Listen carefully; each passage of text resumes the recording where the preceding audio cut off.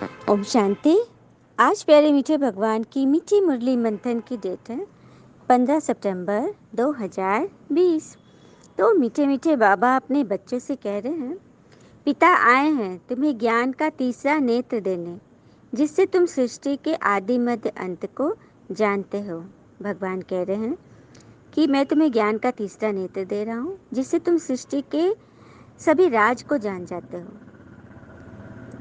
प्रश्न, शेरनी शक्तियाँ ही कौन सी बात हिम्मत के साथ समझा सकती हैं? उत्तर, दूसरे धर्म वालों को यह बात समझाना है कि पिता कहते हैं तुम अपने को आत्मा समझो, परमात्मा नहीं। आत्मा समझकर पिता को याद करो तो विकर्म विनाश होंगे और तुम मुक्ति धाम में चले जाएंगे। पापा कह रहे हैं कि सभी धर्म वालों को समझाना है कि अपने आप को आत्मा समझो, परमात्मा नहीं। ये बाबा इसलिए कह रहे हैं क्योंकि कह दिया गया है कि ईश्वर सर्वव्यापी है, तो हर एक आत्मा के अंदर परमात्मा हो गए। तो आत्मा भाई भाई वाला सिद्धांत तो उड़ गया ना, तो सभी तो पिता हो गए, तो फादरहुड आ गया, तो सभी को ब्रदरहुड की जगह फादरहुड बोलना चाहिए। तो ये बात समझानी है सबको। परमात्मा समझेंगे कि सभी के अंदर है तो विकर्म विनाश कैसे होंगे। यह बात बहुत हिम्मत से शेरनी शक्तियाँ ही समझा सकती है और समझाने का भी अभ्यास चाहिए। गीते, नैनहीन को राह दिखाओ प्रभु। क्यों कहते हैं कि नैनहीन को राह दिखाओ? चमड़े के नैन रहते हुए भी भक्ति में ये गीत क्यों बना है? क्योंकि ज्ञान के नैन नहीं है ना, जिससे हमें अंधकार में ठोकर लग रही है। ज्ञान का प्रकाश नहीं है ना। ओम शांति। बच्चे अनुभव कर रहे हैं, रूहानी याद की यात्रा में कठिनाई देखने में आ रही है। भक्ति मार्ग में दर दर ठोकरें खानी ही होती है। अनेक प्रकार के जप तप यज्ञ करते, शास्त्र आदि पढ़ते, जिस कारण ही ब्रह्मा की रात कहा जाता है। और अभी है ब्रह्मा का दिन, जब भगवान आते हैं। और कहते हैं ना, अंग्रेजी में पूज्य को वर्शिप वर्दी और पुजारी को वर्शिपर कहा जाता है। वर्शिप अर्थात पूजा। जो पूज्य है वर्शिप वर्दी अर्थात पूजन के योग्य हैं, और जो पुजारी है वर्शिपर है, पूजा करते हैं। भारत ही आधा कल पुजारी बनता है। आत्मा मानती है हम पूज्य थे, फिर हम ही पुजारी बने हैं। तो पूज्य से पुजारी का ये सफर हम बच्चे ही तय करते हैं। इस ज्ञान श्रीमत के द्वारा हम फिर आगे बढ़ते हैं। फिर बाबा कह रहे हैं कि जो शिव और देवताओं के पुजारी होंगे उनको समझाना सहज होगा, अन्य धर्म वाले माथा खपाएंगे। हाँ, जो इस धर्म के होंगे वो आसानी से समझेंगे, बाकी सभी आएंगे नंबरवार। फिर बाबा बोले तुम जानते हो अभी तुम राजयोग सीख रहे हो, फिर नई दुनिया में जाएंगे। ये जड़ मंदिर तुम चैतन्य में बैठे हो। हाँ, बाबा कह रहे कि ये तो जड़ मंदिर है जहाँ जड़ देवी देवताओं की मूर्तियाँ रखी है, बाकी तुम तो चैतन्य में हो ना। हाँ, तुम तो जीवित हो, तुम्हारे द्वारा अनेकों का कल्याण हो रहा है। हाँ, परंतु इसमें बड़ी हिम्मत चाहिए। शेरनी शक्तियाँ ही सर्विस कर सकती हैं। भगवान की प्रतिष्ठा उनके मुख से ही तो होगी। तुम जानते हो इस दुनिया में धनी बेगर सब निधन के हैं। पुकारते हैं तुम माता पिता, अच्छा इनका अर्थ क्या? मतलब गाते तो सभी है कि तुम माता पिता बालक तेरे, लेकिन इसका अर्थ क्या है ये बाबा ने आकर खुद बताया है। तभी तो बाबा कहते हैं कि मैंने तुम बच्चों को बताया है और तुम्हें ही सभी को बताना है। हाँ, कि हमारी आत्मा के पिता परमात्मा तो आ गए हैं। और आकर बाबा हमें कितनी अच्छी अच्छी बातें सिखा रहे हैं ना, हमें ज्ञान के रत्नों से माला माल जो कर रहे हैं। तो बाबा का हमें मान रखना है ना। फिर आगे बाबा बोल रहे हैं, थोड़ी भक्ति की होगी जिन्होंने वो थोड़ा ज्ञान उठाएंगे, और जो बहुत भक्ति की होगी बहुत ज्ञान उठाएंगे। अब कई आत्मा है, मंथन अच्छा लगता है, घर में बजा भी देती हैं, सुनती भी हैं, लेकिन ज्ञान पूरा पूरा नहीं उठ रहा है। इसका अर्थ है अभी भक्ति बाकी है ना। पूरी भक्ति जब पूरी होगी ना तो अपने आप सब कुछ समझ में आ जाएगा। फिर आगे बोल रहे बाबा कि जितना तुम बच्चे आगे बढ़ेंगे उतना ही तुम्हारा आवाज़ निकलता रहेगा। अब लड़ाई लगी कि लगी, एक चिंगारी से देखो आगे क्या हो जाता है। हाँ? एक पूरे जंगल को जलाने के लिए ना एक चिंगारी ही काफ़ी है। तो वो दृढ़ता का संकल्प यदि एक के मन में भी आ गया तो पूरी सृष्टि कांटों का जंगल तो खलास होना ही है। अच्छा, मीठे मीठे बच्चों प्रति भगवान की नमस्ते।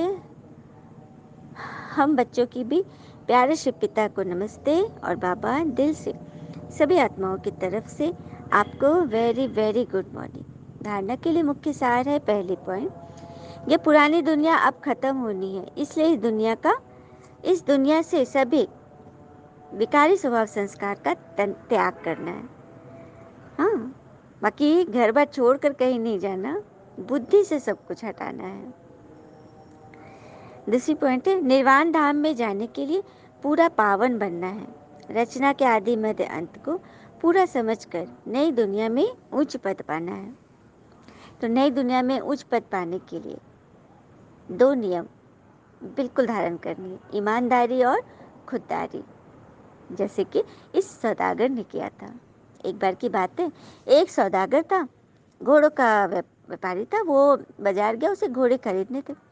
तो एक व्यापारी के पास गया तो उसे वहाँ के घोड़े उसके अच्छे लगे, तो उसने एक बहुत ही ऊंचे नस्ल का घोड़ा खरीद लिया ऊंचे दाम में। और घर लेकर आए तो उसने अपने घोड़े वाले से बोला कि इसके जो ऊपर जो काठी वाठी पहना हुआ है ना, ये सब उतारो, इसके बढ़िया से इसकी सफाई करो। तो वो जो उसकी काठी उतारने लगा, वो जो पीठ पर होता है ना, इस पर बैठते हैं हम लोग, तो उसको जब उतारा तो उसके अंदर से कुछ गिरा। तो ये देखा कि छोटा सा मखमल का एक छुटा हुआ बैग था, जो उसने खोला तो उसमें हीरे पड़े थे। ये दौड़ा दौड़ा मालिक के पास गया और बोला कि मालिक मालिक, ये देखिए इसमें से क्या निकला। तो वो सौदागर देखा तो बोला, अरे ये तो जहाँ से मैंने जिस व्यापारी से खरीदा है, ये उसी का लग रहा है। उन्होंने तुरंत कपड़े वपड़े पहने और वो थैला करके चल दिया व्यापारी के पास। मार्केट में जाकर व्यापारी से कहा कि देखिए आपका ये उस घोड़े में काठी के अंदर घुसा हुआ था। तो वो बड़ा आश्चर्य हुआ कि इस ज़माने में भी इतने ईमानदार लोग हैं, इतने सारे कीमती हीरे हैं और इन्होंने पूरी थैली मुझे लौटा दिया। वो बहुत खुश हुआ, बहुत ज़्यादा ओबलाइज हुआ और इतना खुश हो गया ना, तो उसने कहा कि सुनिए, सो आप इसमें से 2 हीरे ले लीजिए, यह आपका गिफ्ट है आपकी ईमानदारी का। तो उसने बोला कि नहीं नहीं भाई साहब, मैं नहीं ले सकता। तो बोला कि नहीं नहीं, बहुत जिद करने लगा, बहुत ही जिद करने लगा। तो इसने बोला कि ठीक है, आप इतना कर रहे हैं ना, तो आपको मैं बता देता हूँ, मैंने इसमें से पहले ही हीरे निकाल लिए, 2 हीरे।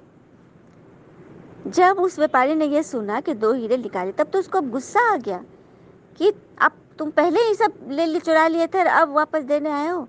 बहुत गुस्सा हो गया, कहाँ है वो हीरे, गुस्सा गया।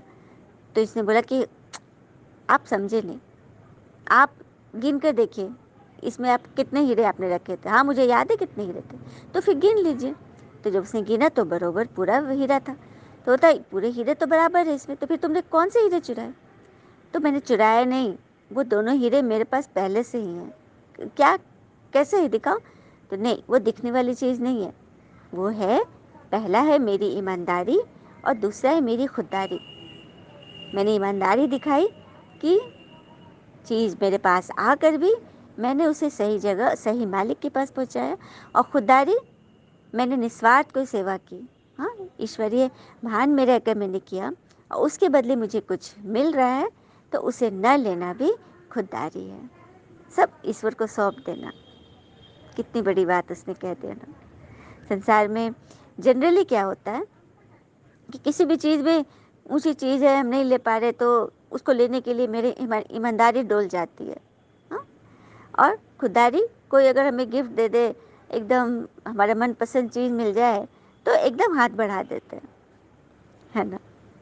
तो वही बात है, हमें पूरा पूरा पावन बनना है, एकदम हर एक गुण को अच्छी रीति धारण करना है। कि बाबा ने वरदान दिया, अलबेलेपन की नींद को तलाक देने वाले निद्राजीत चक्रवर्ती भव। अलबेलेपन की नींद को तलाक देने वाले निद्राजीत चक्रवर्ती भव। कैसे? साक्षात्कार मूर्त बन भक्तों को साक्षात्कार कराने के लिए अथवा चक्रवर्ती बनने के लिए निद्राजीत बनना है। देखो, अमृत वेला का समय, सुबह का समय, नींद नहीं खुल रही, मतलब निद्राजीत नहीं बने हो। जबकि पूरे विश्व में उस समय पर बाबा के ब्राह्मण, मतलब सच्चे बच्चे, पुरुषार्थी बच्चे, उठकर भगवान को याद करते, मतलब एक बल एक भरोसे से संगठित रूप से पूरे मास स्केल पर योग अग्नि जग रही है। पूरे विश्व के लिए सकाश दिया जा रहा है, आत्माओं के कल्याण के लिए दुआएं की जा रही है। हाँ, घर परिवार में सुख शांति की मनोकामना हो रही है, एकजुट से एक संगठन में, तो पूरे एयर में जा रही है मास स्केल पर, तो उसका तो फायदा होना ही है। और ये भी हम बढ़ चढ़ कर, मतलब कहते हैं ना गोवर्धन पर्वत उठाने में अपनी अपनी उंगली देना, तो ये कलयुगी गोवर्धन पर्वत है, इसे उठाने में हम सबको निद्राजीत बनना है। अमृत वेले इस विकार को, अपनी सभी कमजोरियों को साथ मिलकर उठाने में अपनी अपनी उंगली देनी है कि हम तो ये हटा कर रहेंगे। तो उसके लिए निद्राजीत बनना होगा ना। जब विनाशकाल भूलता है तब अलबेलेपन की नींद आ जाती है। जब हम अपनी एम ऑब्जेक्ट भूल जाते हैं, अपना लक्ष्य भूल जाते हैं, तभी नींद आती है। भक्तों की पुकार सुनो, दुखी आत्माओं के दुख की पुकार सुनो, प्यासी आत्माओं की प्रार्थना की आवाज़ सुनो, तो कभी भी अलबेलेपन की नींद नहीं आएगी। कितनी सुंदर बात बोली। भक्तों की पुकार सुनो। आज भक्त लोग मंदिर में कितने घंटा आदि बजा रहे हैं, कितने तड़प रहे हैं देवियों से अपनी प्रार्थना, अपनी मनोकामना प्राप्ति के लिए, कितना भटक रहे हैं। तो उन आत्माओं की प्रार्थना, उनकी आवाज़ सुनो, एयर में गूंज रही है, तो आपके अलबेलेपन की नींद समाप्त हो जाएगी। तो अब सदा जागती ज्योत बन, अलबेलेपन की नींद को तलाक दो और साक्षात्कार मूर्त बनो। सदा जागती ज्योत बनो, हर पल नींद में भी जगे रहना। अलबेलापन अर्थात टालम टोल की स्थिति को त्याग दो, तलाक दो। स्लोगन, तन मन धन मन वाणी कर्म, किसी भी प्रकार से पिता के कर्तव्य में सहयोगी बनो तो सहज योगी बन जाएंगे। खाली ये नहीं सोचा कि हम सिर्फ धन से सेवा करें, नहीं, तन मन धन, तन भी लोग लगा देते हैं, सेवा कर लेते, कहीं जाके कुछ सेवा दे देते हैं, लेकिन मन से, मन से क्या हम शुभ भावना रखते हैं? हाँ, मन से क्या हम स्नेही बने हैं? सामने कितनी परिस्थिति आ रही है, विपरीत परिस्थिति, मेरी इच्छा के विरुद्ध काम हो रहा है, उस समय क्या हम सहज रह सकते हैं?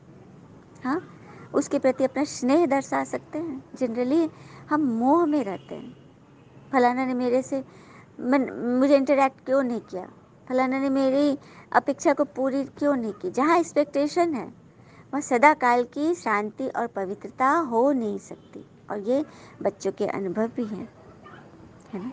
तो हर एक आत्मा को सहयोगी बनाओ तो सहज योगी बन जाएंगे।